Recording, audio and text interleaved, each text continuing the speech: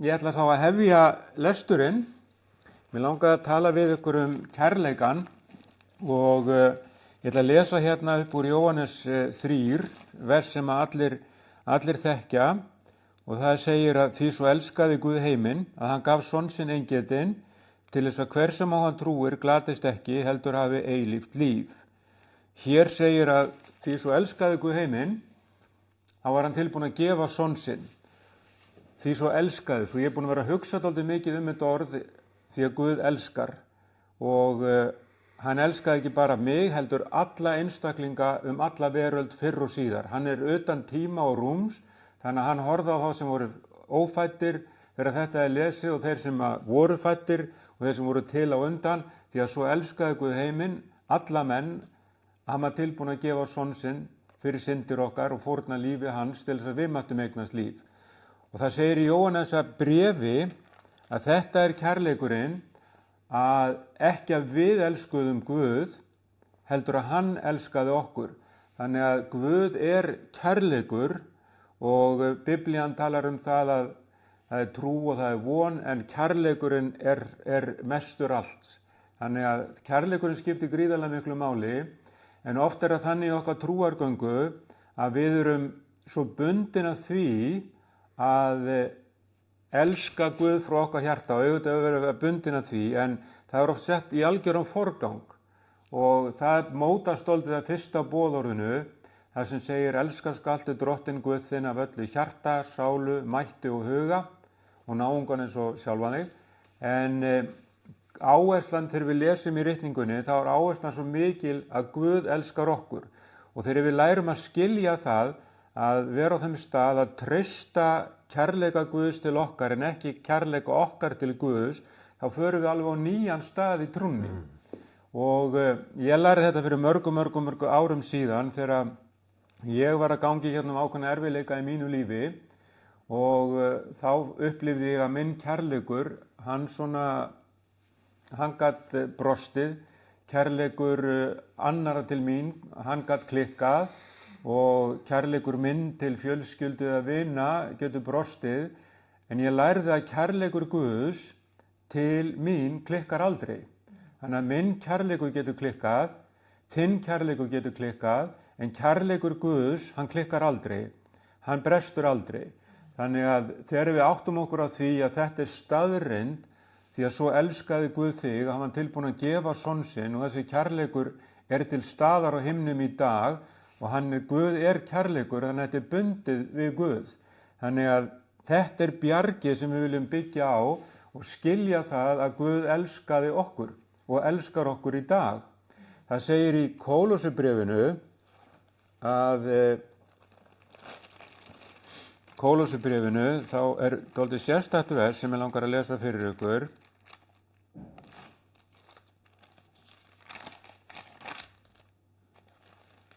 Þá segir hér að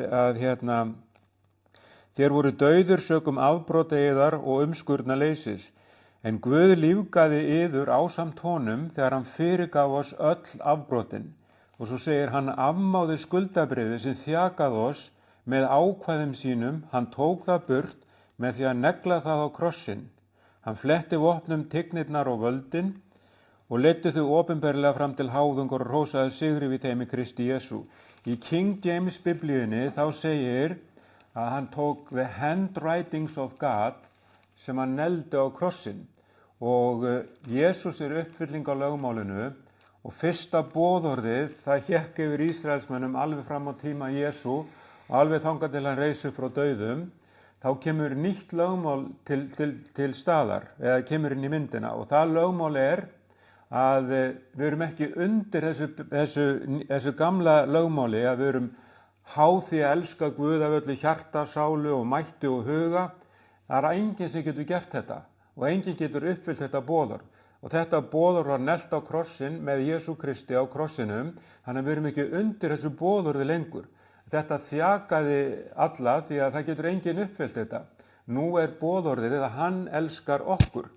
Og þegar við skiljum það og hvíljum í þeim veruleika að við erum elskuð og munum alltaf vera elskuð, þá göngum við inn í nýja vídd, svona eins og hvíldina. Við þurfum ekki að erfiða lengur, við erum bara svo barn sem að veit að það er elskað af foreldri sínum. Og staðan fyrir að barnið þurfa alltaf að vera á þeim stað að elska foreldra sína, ég verða að elska þau öllu hjarta og mætti og sálu og huga, og það getur aldrei uppfyllt þetta því að við klikkum öll með okkar kærleika, en þegar við skiljum það að hans kærleikur klikkar aldrei og við hvílum í þeim veruleika að við erum elskuð og elsku börn hans, þá er svo miklu auðveldar að sýna elsku á móti. Því að þá erum við komið grunn að við erum alltaf elskuð og við þurfum ekki að vera elska til þess að vera elskuð. Það er oft þannig að við viljum þóknast Guði og til að gera þetta og gera hitt til þess að fá einhvern velvilja eða blessun frá Guði, þegar Guð segir þú ert alltaf elskaður. Og þegar við hvílum í þessum veruleika þá breytist dálítið tilveran, og þetta tók mér dálítið mörg ár að skilja að ég er elskaður af Guði, alveg sama hvað. Hans elska klikkar aldrei. Í Jóhannesarbréfi er vers sem að ég las fyrir ykkur.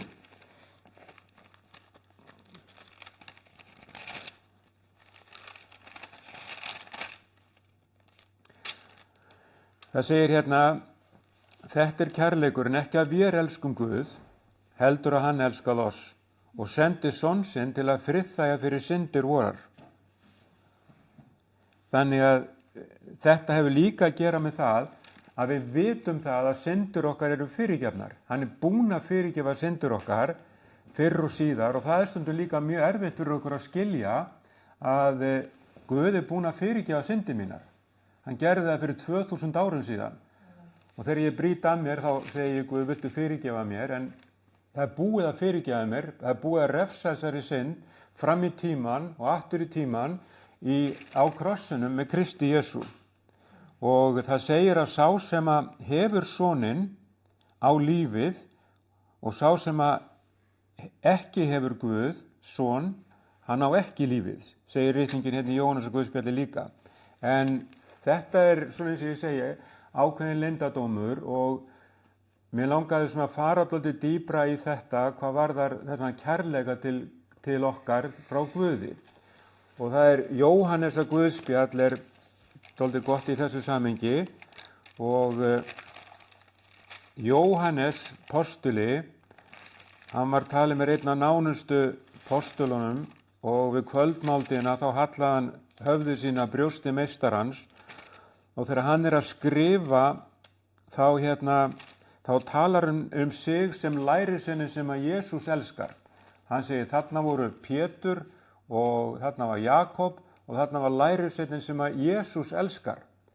Og hann greinilega skildi það eða upplifði það og var komið með einhvers konar opinberun það að hann væri elskaður. Og við sjáum það þegar Jesús er að fara á krossin og hann er að útskýra fyrir þeim að hann verður að fara á krossin, þá eru allir lærisveinarnir að keppast við að segja að þeir munu aldrei svíkja hann og fylgja honum alla leið, en það var bara einn lærisveinn sem að fylgja honum alla leið, og það var lærisveinin sem að Jesús elskaði. Og hinir voru allir í felum og voru ekki svona vissur sína stöðu, en ég ætla nú að fara í nokkur vers hvað þetta varðar, og við byrjum hérna í Jóhannes 13, og þá segir Jesús, hann var mjög þungt hjarta, og hann sagði beinum orðum, sannlega, sannlega segi ég yður, einn af yður mun svíkja mig. Og lærisveinarnir litu hver á annan sennilega í einhver angist og skildu ekki við hvern hann ætti. Og þá sá lærisveinn Jesús sem hann elskaði, segir Jóhannes sjálfur, sá lærisveinin sem að Jesús elskaði sat næstur honum. Símon Pétur benti honum og bað hann að spyrja hver sá væri sem hann talaði Hann laut þá á Jesú og spurði, Herra, hver er það? Og Jesús svaraði, og það er eins og lærisveinarnir hafi ekki heyrt þetta nema þá Jóhannes, að það er sá sem að ég fæ bita þann er ég dýfi nú í. En á þessu augnabliki þá er sem sagt hann að segja það og lýsi því yfir að einn af þeim munu svíkja sig. Og Pétur er strax mjög forvitinn og hann stekkur alltaf til, hann var svona fljótastur að þeim og segir, býtu, spurð þú, segir hann við Jóhannes. Og þá segir Jóhannes, lærisveinninn sem að Jesús elskaði og hann hallaði sér að brjósti Jesú, hann spurði hann. Pétur spurði ekki strax sjálfur, heldur bað hann lærisveininn sem að Jesús elskar. Og þegar við erum á þeim stað að skilja það að við erum elskuð af Guði, þá eigum við mikið betur með að heyra frá honum. Því að þegar við erum alltaf á þeim stað að við erum að keppast við að þóknast, auðvitað skiptir máli að aga sig að lesa, biðja og að allt sem hefur að gera með helgun, en hjálpræðisverkið er algjörlega 100% Guðs. Þú hefur ekkert með þig að gera. Þú getur engu við að bætt, engu, og við getum ekkert hjálpa Guði með hjálpræðisverkið. Þannig að þegar við erum á þessum stað að við vitum að við erum elskuð af Guði, þetta er bara opinberun, ég veit að ég er elskaður, þá eigum við mikið betur með að heyra frá Guði. Og þarna segir Pétur við Jóhannes, spurðu hann. Og lærisveinninn sem að Jesús elskar og hallaði sér upp að brjósti hans, hann fær opinberun þetta. Þannig að þegar við erum á þessum stað að skilja það að við erum elskuð af Guði og það er grundvöllur sem við byggjum á, þá leið eigum við mikið betur með að heyra. Og ég ætla nú að fara á fleiri staði. Jóhannes hérna.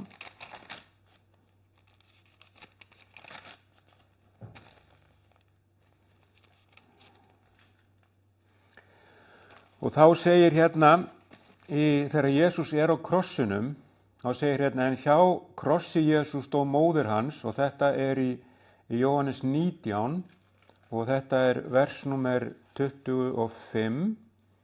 En hjá krossi Jesús stóðu móðir hans og móðursystir María kona Klópa og María Magdalena. Þegar Jesús sá móður sína standa þar og lærisveininn sem að hann elskaði. Og Jóhannes er sjálfur að skrifa þetta og skrifar þetta frá hjartanu. Ég er lærisveinninn sem að Jesús elskar. Segir hann við móður sína, kona, nú er hann sonur þinn, og síðan sagði hann við lærisveininn, nú er hún móður þín. Og upp frá þeirri stundu tók lærisveinninn hana heim til sín. Og takið eftir því að, eins og ég sagði áðan, þá eru sennilega allir lærisveinarnir í felum. Pétur var búinn að upplifa náttúrulega mjög mikla skömm og iðraðist innilega í sínu hjarta, en átti mjög erfitt þegar hann var búinn að svíkja Krist 3 sinnum. Áður en haninn galar myndu 3 sinnum verið búinn að svíkja mig. Og hann var einn af þeim sem sagði, ég mun aldrei yfirgefa þig og allt þetta, en nú var hann búinn að svíkja hann og hann var einhvers staðar í felum eða leið mjög illa, en það var bara einn lærisveinn sem að fór upp á krossinum, sem að gekk á móti straumnum, og hann fekk örugglega eitthvað svona, einhver orð á móti sér, einhverjir sem að mætti, þarna var náttúrulega fullt af fólki sem var að fylgjast með. Ert þú ekki einn af lærisveinum hans? Og hann var þekktur, hann var einn af nánustu lærisveinum Jesú, þannig að hann var tilbúinn að ganga að krossinum, upp að krossinum, jafnvel að mæta einhvers konar háði eða spurningum.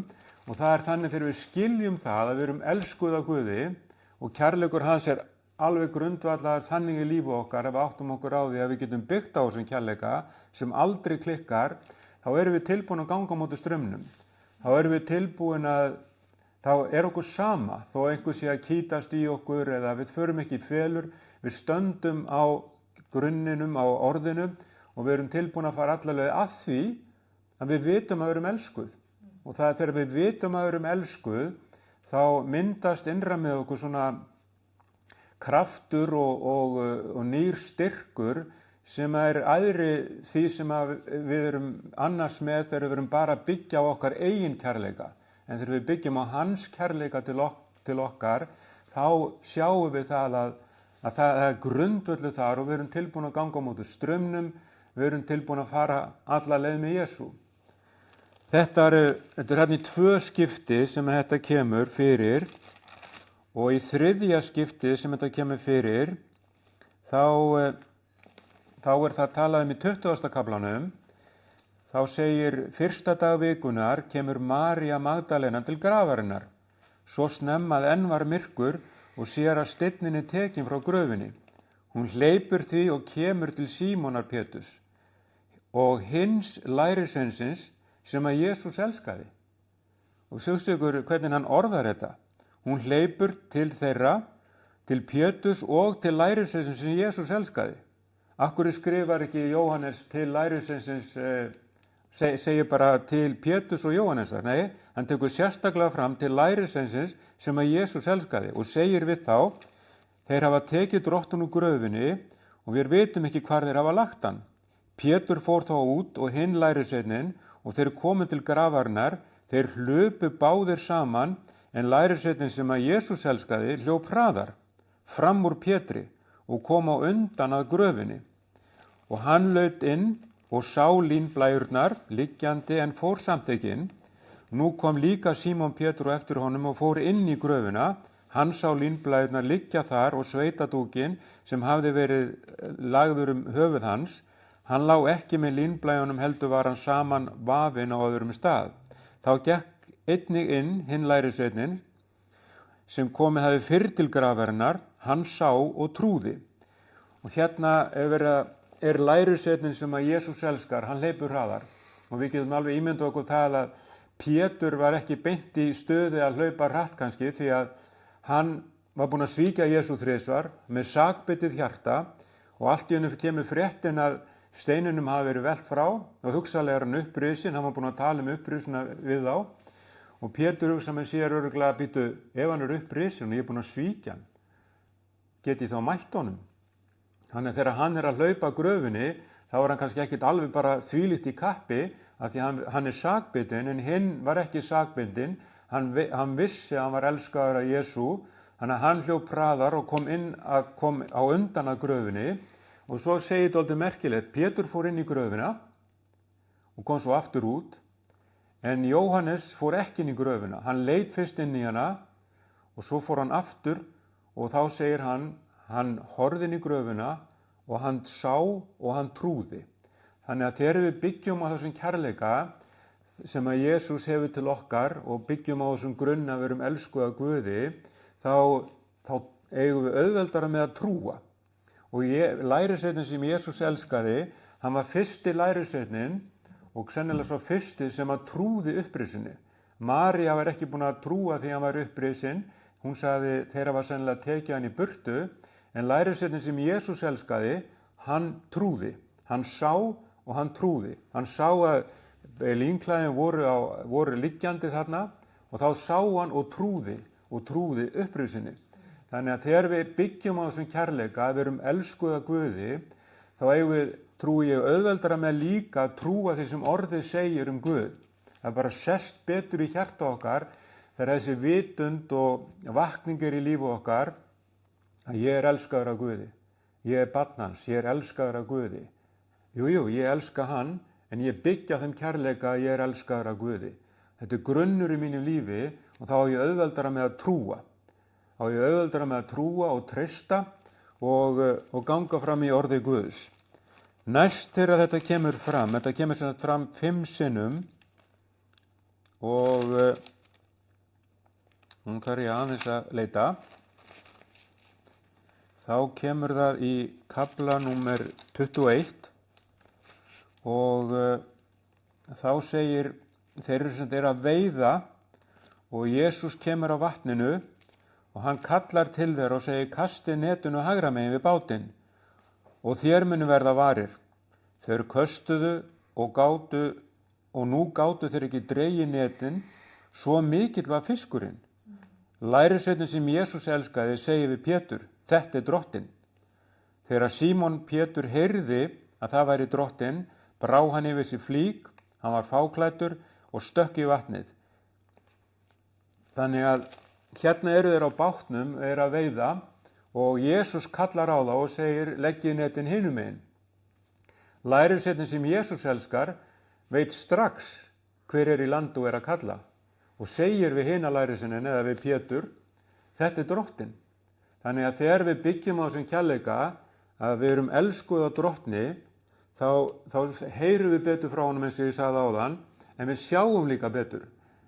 Hann sá að þetta var drottinn Jesús og þegar hann heyrði kallið hans, þá vissi hann að þetta var drottinn Jesús og hann segir við hina, það þurfti ekki að segja honum það, þetta er drottinn Jesús. Og þá opnuðust augu Péturs og stökk í vatnið til að hitta Jesú, og á þessum tíma er mjög örugglega Jesús búinn að gera upp við Pétur, þannig að hann hefði ekki synt í land svona hratt og vel ef hann hefði ekki verið búinn að fá lækningu og sigurinn í sárin sem að hann fékk þegar hann sveik Jesú 3 sinnum. Og svo kemur fyrir í síðasta sinn hér að þegar þeir eru komnir í land og eru búin að matast, og það er mjög merkilegt að Jesús borða með þeim fisk þarna og er að tala við þá, og hann ádóldi við Pétur þarna og spyr hann 3 sinnum hvort hann elski sig. Og það eru 3 mismunandi orð í grískunni sem ég ætla ekki að fara núna út í, en þegar hann er búinn að tala við Pétur, og þá segir hann hérna að hann gefur til kynna með hvernig dauðdaga Pétur muni deyja.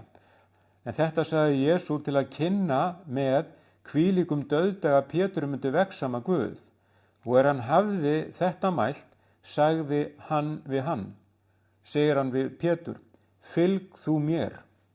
Pétur sneri sér við og sá lærisveininn sem að Jesús elskaði fylgja á eftir. Þann hinn sama og hallaðist að brjósti hans við kvöldmáltíðina og spurði, Herra, hver sá svíkum mig. Og í þessu tilfelli þá er dálítið merkilegt að Jesús er að tala við Pétur og segir, fylg þú mér. Pétur varð að heyra það. En lærisveinninn sem Jesús elskaði, hann var þegar að fylgja Jesú. Hann var þarna á eftir honum.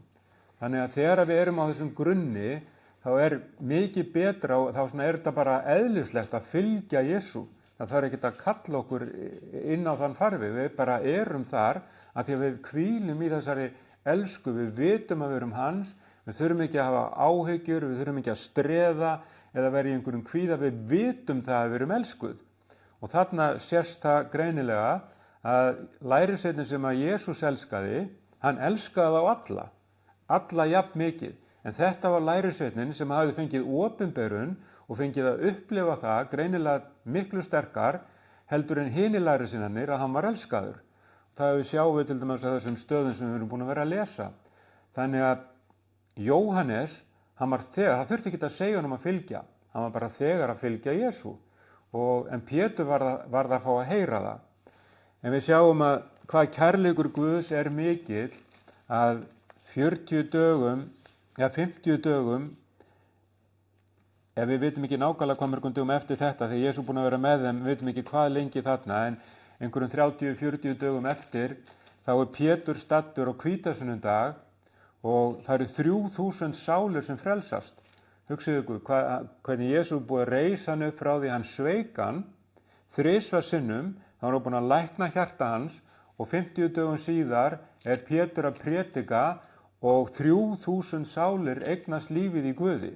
Þvílíkur Guðs maður og hvílíkur kraftur himinsins er að lækna sárin í lífu okkar ef það er biturleiki eða beiskja eða eitthvað sem hefur okkur orðið á, þá kemur þessi kærleikur Guðs og hann læknar okkur. Og þetta er eitthvað sem við þurfum að læra að hvíla í og fá opinberun hugsa þér að þú ert alltaf elskaður af Guði, sama hvað. Bara frá grundvöllin heimsins ert þú elskaður. Og það er svo mikill kærleikur að Guð var tilbúinn að fórna sínum syni til að eiga samband og samfélag við þig. Og ekki bara það, hann er búinn að endurfæða þig.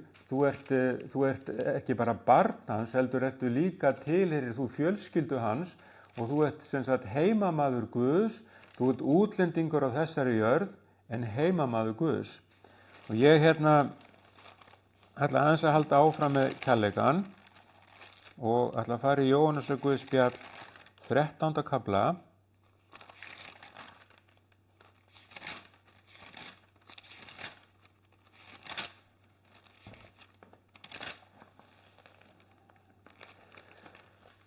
Og þar segir Jesús, nýtt boðorð gef ég yður, að þér elski hver annan eins og ég hef elskað yður. Skuli þér elska einnig hver annan. Þetta er í Jóhannesar Guðspjalli 13. kafla og þetta í versi 34 og mjög sterkt vers. Nýtt boðor gef ég yður. Þeir þekktu boðorinn eins og puttan á sér. Nýtt boðor gef ég yður, að þér elski hver annan. Boðorðið í Gamla testamentinu, elska skaltu Guð þinn af öllu hjarta, sálu, mætt og huga, sem enginn getur gert, enginn. Og vera tekin undan því og bara geta hvílt í því að ég elskaður, það bara stórkostleg opinberun. En svo segir hann, nýtt boðor gef ég yður, að þér elski hver annan. Og þarna áskorunin sem við þurfum að glíma við, sennilega allt okkar líf, og við náum alltaf meira og meira árangri, að við að elska náungan og við að elska hver annan. Og það þýðir að við að elska öll systkin okkar í trúnni. Og við erum kannski ekki öll sammála, en við að elska. Og þetta svona grundvöllur sem að Guð vill leggja inn í líf okkar, að við að ganga í gegnum lífið elskandi, með elskandi svona viðmót gagnvart öllum sem í kringum okkur eru. Og það getur stundum verið mjög erfitt að gera það. Þetta eins og með fyrirgefninguna, að það getur stundum verið mjög erfitt að fyrirgefa þeim sem hafa brotið gegn okkur. Þegar við erum að fyrirgefa einhverjum sem brýtur gegn okkur, þá erum við alls ekki að réttlæta brot hins brotlega. Hann braut gagnvart okkur og hann tekur út sína refsingu, sjálfsagt, en þegar við fyrirgefa honum, þá erum við að losa frá okkur það að halda í eitthvað sem að getur verið að skemma okkur innanfrá. Við heyrum ekki frá Guði, þegar við fyrirgefum ekki öðrum í kringum okkur, þá hefur við erfiðara með að heyra frá Guði, við hefum erfiðara með að lifa sigrandi kristni lífi, að því við erum að halda í eitthvað og endurlifa atburðin aftur og aftur hérna uppi, og þannig komumst við ekki út úr þessum viðjum að fyrirgefa ekki.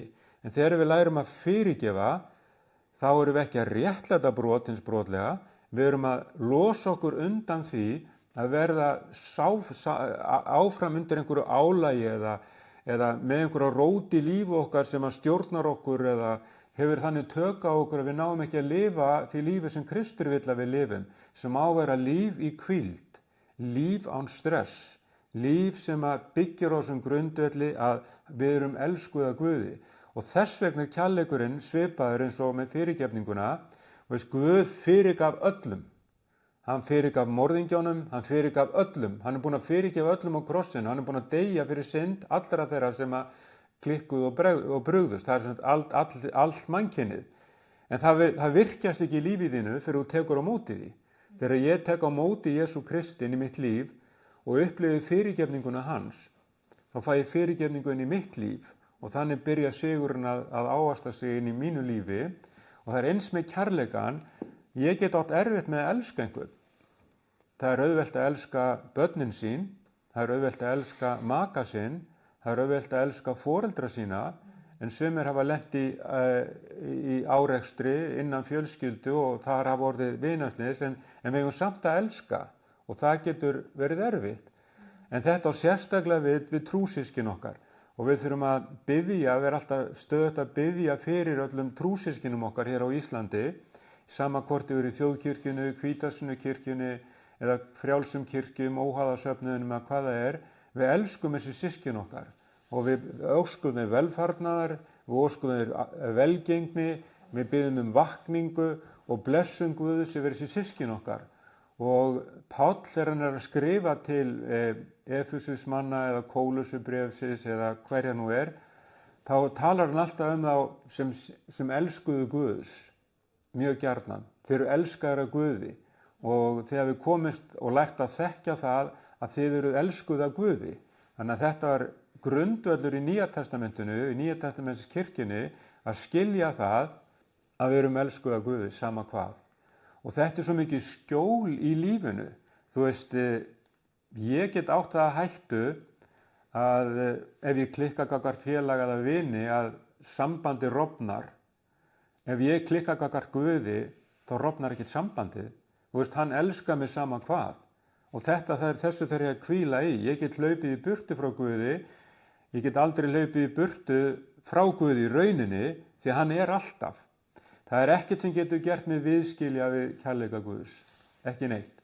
Ekki tignir, ekki völd, ekki máttur, ekki hið yfirstandandi eða ókomna. ekki englar eða dauði, það ekkert sem getur gert með viðskilja við þennan kærleika Guðs, segir Páll í Rómverjabréfinu 8. kafla. Þannig að Páll skildi þessa opinberun að hann elskaður sama hvað. Og þetta það sem að knýr trúarlífið, og í fyrra Korinthubréfi náttúrulega þetta frægi 13. kaflinn. Nú varir trú, von og kærleikur, þetta þrennt, en þeirra kærleikurinn mestur. Þeirra kærleikurinn mestur. Nú varir trú, von og kærleikur, en þeirra kærleikurinn mestur. Þannig að kærleikurinn, hann svona algjört undirstöðu atriði í kristindómnum, því að svo elskaði, það byrjar á himnum, Guð elskaði þig svo mikið að hann var tilbúinn að fórna syni sínum. Ég ekki tilbúinn að fórna syni mínum fyrir vin, myndi aldrei gera það. En Guð elskar þig svo mikið, hann sér þig sem son og dóttir þegar þú ert fjarri honum. Og þá sem hann sagði, ok, hann fjarri mér, en ég ætla að gefa honum lausnina því ég elska hann svo mikið. Þannig að sonurinn sendur, viljugur fer á krossinn og rísi hann upp og sigrar dauðan, tekur á sig synd alls mannkyns, og þegar ég opna líf mitt og hjarta og segi, Guð, nú vil ég taka á móti þessari gjöf þinni, þá gerist kraftaverki í lífi mínu. Þá endurfæðist ég ekki af forgengilegu sæði, heldur óforgengilegu sæði himinsins sem kemur inn í mitt líf, og ég verð ný sköpun í honum. Og þegar Guð horfir á þessa nýju sköpun, þá sér hann hana heilaga og fullkomna. Og hann elskar mig með óumræðilegum kærleika. Og þarna reynir á, og það tók mig langan tíma, og oft barðist ég í lífunni, en nú ætla ég að elska Guð meira og gera meira fyrir Guð, og það byggði svona mikið á mér. En þegar ég lærði að skilja það, ég get bara hvílt í kærleika Guðs, þá gekk mér miklu betur í göngunni. Þá byggði hún ekki að ég var alltaf að erfiða og ég var alltaf að gera þetta til þess að fá blessun Guðs, og til þess að Guð myndi blessa mig og mæta mér, þá verði ég að gera þetta og þetta. Þannig að trúarlífið mitt byggðist svo mikið á sjálfu mér, á minni vinnu við að fá þóknun Guðs yfir líf mitt. En eins og ég sagði áðan, þá skiptir það máli að lesa í orðinu, og ég hvet alla til þess að lesa í orðinu og dvelja í orðinu, en hann vil kenna okkur eða koma okkur á þann stað, eins og Jóhannes var á, algjörlega í friði, gangandi upp á krossinum, lærisveinninn sem Jesús elskar, óhræddur við kringumstæðurnar, hvílir í Guði, tilbúinn að taka við Maríu móður Jesú og veita henni húsaskjól og ganga í stað sonar, og hann var á þessum stað, algjörlega hvíldi, hann þurfti ekki erfiða, hinir voru í felum. Þannig að það svona hvatning mín með þessum orðum mínum að vonandi leggst sá grunnur inn í þig eða inn í þitt líf, að þú skiljir það að Guð elskar það þegar þú skilur og upplifir það að þú ert elskaður eða elskuð af Guði. Þegar að einhver sagði við mig fyrir langa löngu, þegar þú vinnur, þá hvílir Guð. Þegar þú hvílir, þá vinnur Guð. Og það tók mig mörg ár að skilja þetta, og ég er búinn að vera að útskýra þetta nú í nokkrum orðum. Þegar ég að erfiða og að reyna að gera meira og betra til þess að þóknast Guði, þegar ásetningurinn sá, þá hvílir Guð dálítið. En þegar ég að hvíla í Guði, skil það að ég elskaður og held áfram að gera það sem ég að gera án þess að erfiða, þá finnurðu blásturinn frá himni og finnur hann kom í bakið á þér, og það verður allt svo miklu auðveldara. Og Páll segir í Hebreabréfinu, gangið inn til hvíldarinnar. Ekki missa því að ganga ekki inn til hvíldarinnar. Gangið inn til hvíldarinnar, og þetta voru það sem að Ísraelsmenn dálítið, má segja, klikkuðu á þegar þeir fóru út úr fyrirheitnalandinu og fóru svo í 40 ára eyðimerkurgöngu og gengu ekki inn til hvíldarinnar sem var fyrirheitnalandi, sem var blómstraði og var fullt af hunangi og mjólk. þeir áttu að fara þangað inn, en þeir klikkuðu, þeir fóru að gera sjálfur, ætlaðu að búa sér til gullkálfinn og kvörtuðu og mögluðu og allt þar fram eftir götum, en þeir lærðu ekki að hvíla í Guði og treysta honum og trúa. Og Páll segir, gæti þess að enginn verði þannig að hann missa því að fara inn í þessa hvíld. Þannig að við getum verið þannig í okkar trúalífi að við erum erfiða þegar Guð segir okkur að hvíla og skilja það, númer 1, að það er búið að fyrirgefa syndir okkar. Númer 2, að við erum elskuð af Guð, og ég er ekki að segja að þetta sé í réttri röð þannig, en þetta eru 2 atriði sem við þurfum að skilja. Að Guð er búinn að fyrirgefa þér, hann gerði það á krossinu fyrir 2000 árum og hann elskar þig frá grundvöllin veraldar.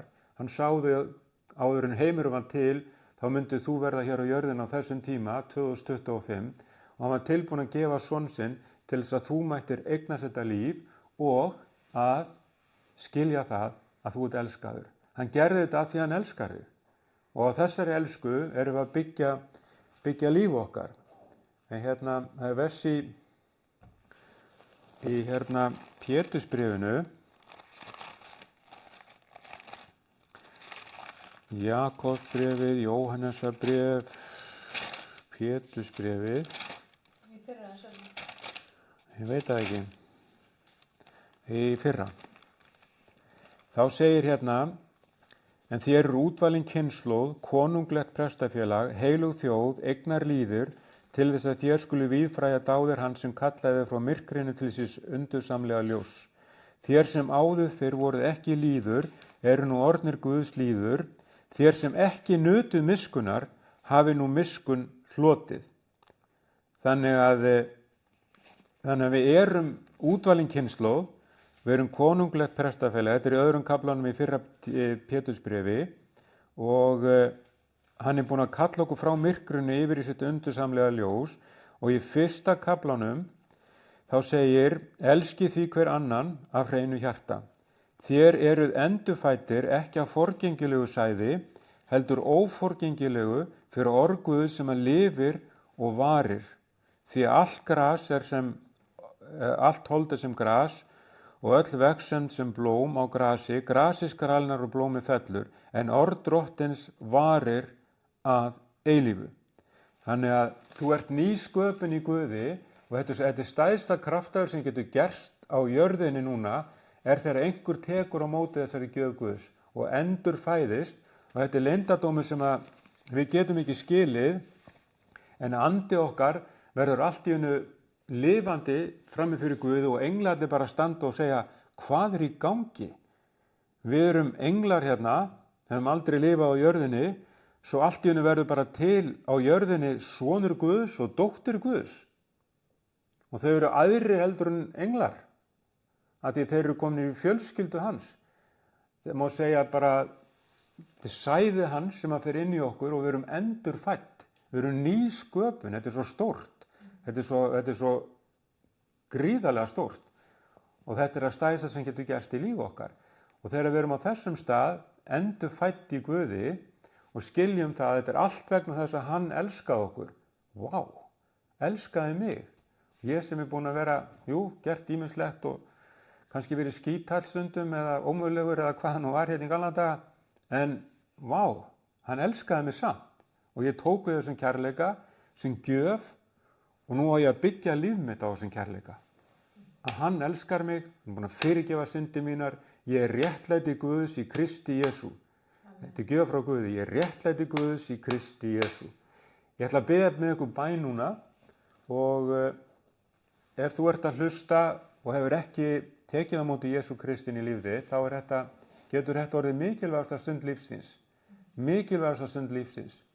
Ef þú biður þessa bæn með mér og trúir í þínu hjarta, þá kemur heilagur andi inn í þitt líf og þú verður ný sköpun, þú verður heimamaður Guðs, í fjölskyldu Guðs, sonur hans eða dóttir. Við skulum loka augum og segja af hjarta, góði Guð, ég vil biðja þig að koma inn í líf mitt, ég vil þiggja fyrirgefningu þína og anda þinn. Ég þakka þig fyrir þakka þér fyrir að ég má játa þig núna. að ég má játa þig núna. Ég vil trúa þig drottin Jesús Ég vil trúa þig drottin Jesús. og ég vil meðtaka anda þinn og orð Ég vil meðtaka anda þinn og orð og vera þitt barn og vera þitt barn. og fylgja þér Jesús. Fylgja þér Jesús.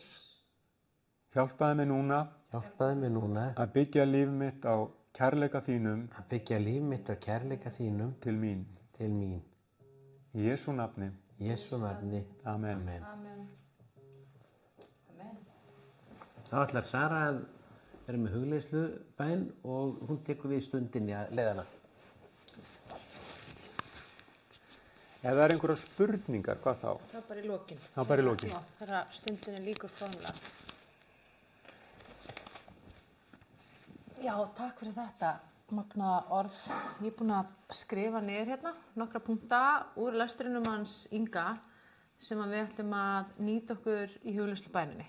Og það felst fyrst og fremst því að við tökum á móti kærleika Guðs í trú og við veljum að trúa því í hjarta okkar að við erum elskuð af honum.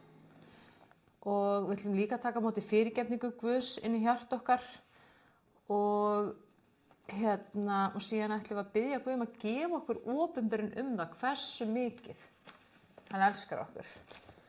Og að því að við viljum vera lærisveinninn sem Jesús elskar. Amen. Og við ætlum að vera sá lærisveinn. Amen. Og það er lærisveitnin einmitt, eins og Björn Ingi var að segja, sem að fer einhvern veginn hraðar og lengra og fer alla leið með Jesú. Og síðan ætlum við að hvíla, taka bara örfáa mínútur þar sem við ætlum bara að hvíla í elsku Guðs. Og þegar, eins og Björn Ingi var að segja, við hvílum í hans elsku og gerum ekki neitt annað, þá vinnur Guð stærsta verkið í okkur. Amen. Þá ætlum ég bara að bjóða þér að koma þér þægilega fyrir þess að þú situr eða liggur. Og þú mátt bara draga djúpt inn andan. Og þegar þú blæst frá, þá bara finnur að þú ert búin að loka augunum. Og þú finnur að þú slakar vel á. Og ég legg þessa stund í þínar hendur, drottinn, og ég þakka þér fyrir að þú leiðir þetta, að þú stýrir þessu. Og ég þakka þér fyrir að hvert orð sem að ég segi er orð sem kemur frá þér, drottinn.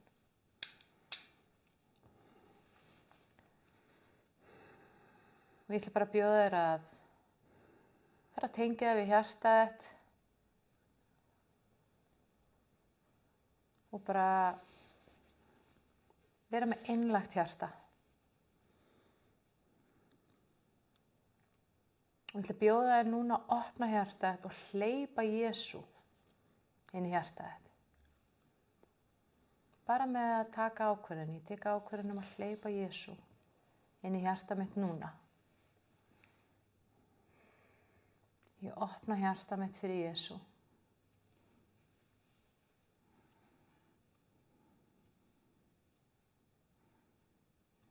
Og ég tek ákvörðun frá hjartanum að trúa því af öllu mínu hjarta, af öllu mínum huga, af öllu mínum mætti, að Guð elskar mig eins og ég er núna og skilyrðislaust alla eilífð.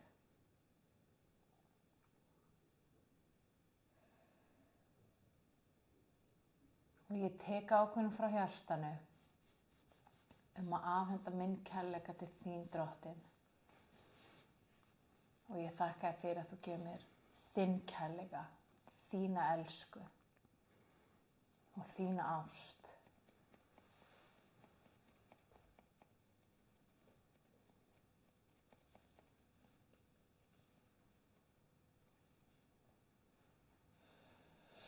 Og ég þakka þér fyrir að þú setur kærleikann þinn inn í hjarta mitt, inn í sálina mína og inn í huga minn.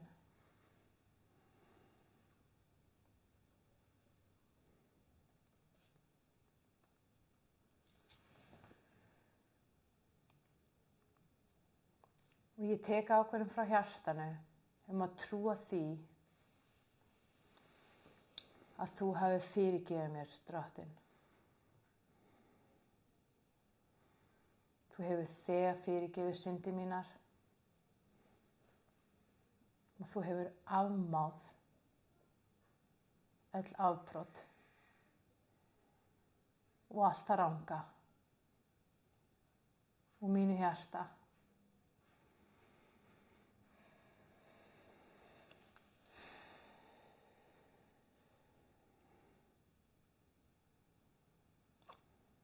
Og ég tek ákvörðun frá hjartanu að elska þig, Drottinn, af öllu hjarta. Að elska sjálfa mig skilyrðislaust.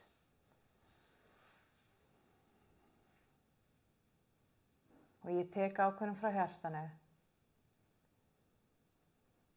að elska náungan eins og hann eða hún er.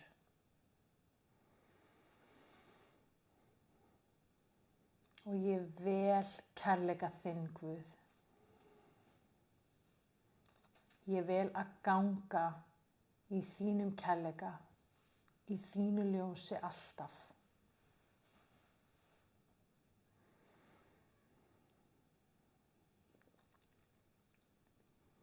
Af því að ég er lærisveinninn sem að Jesús elskar.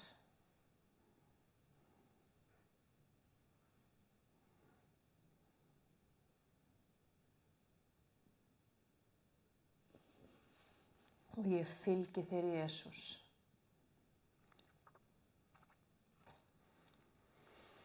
Og ég trúi á þig, Jesús.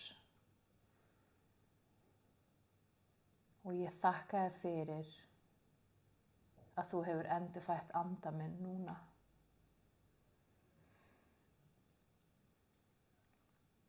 Og ég trúi því að ég er þitt barn.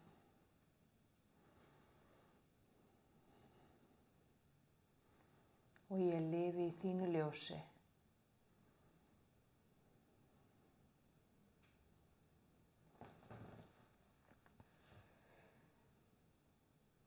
Og ég þakka þér fyrir, Guð, að þú gefur mér opinberun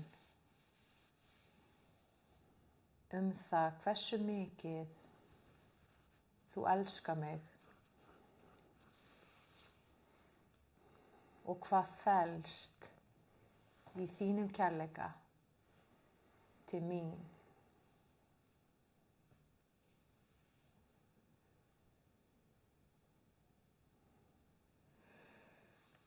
Og ég þakka þér fyrir, Drottinn, að núna fæ ég að ganga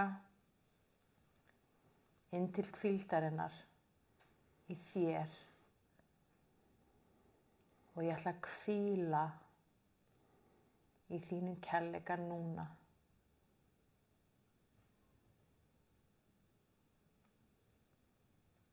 Núna tökum við bara örstutta stund þar sem við ætlum bara að hvíla í kærleika og elsku Guðs og ekki hugsa eða fókusa á neitt annað en það.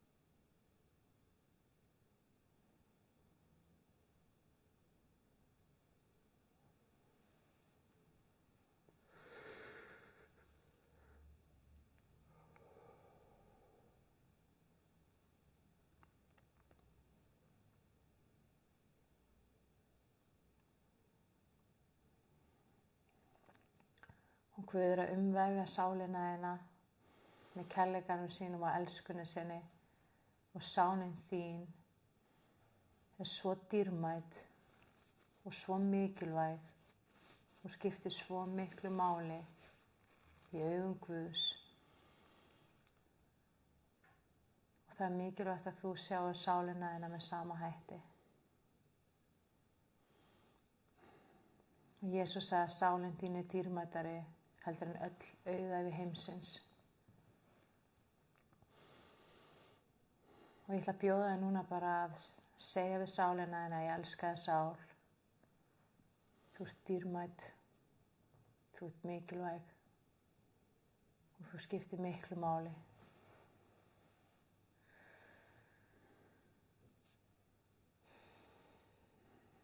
Og þú ert hólpin.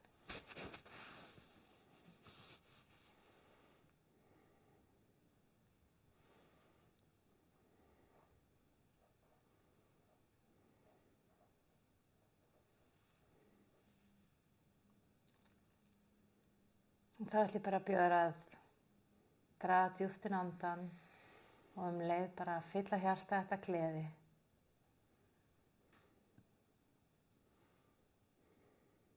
Bara taka ákvörðun frá hjartanum að vera glöð, vera glaður, hafa gaman.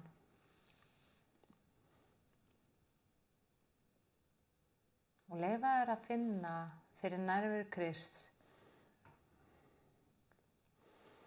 Og þegar þú brosir og ert glöð eða glaður, að þá brosir hann þarna hjá þér og með þér.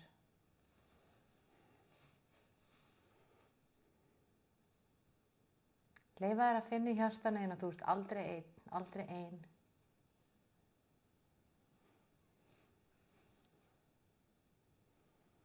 Og leyfa þér að finna þessa fullvissu og þessa trú að þú átt föður á himnum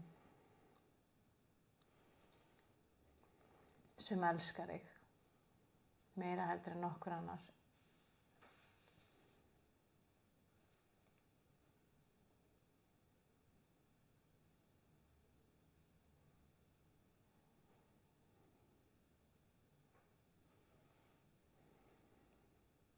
Amen. Amen.